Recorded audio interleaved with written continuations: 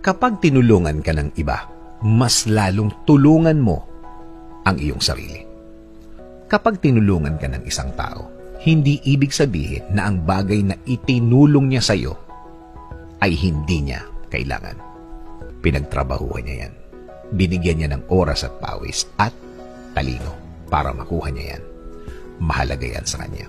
Hindi yan sobra sa kanya, kundi gusto lang talaga niyang makatulong. Balikan natin ang title. Kapag tinulungan ka ng iba, mas lalong tulungan mo ang iyong sarili. Sa totoo lang, kung minsan ang mga taong tumutulong ay hindi na nag-i-expect ng kabayaran yan, ang tanging magagawa mo lang para makaganti ka sa kagandahang gawa niya ay pagbutihin mo ang buhay mo at makita niya na may pinuntahan ang itinulong niya sa iyo.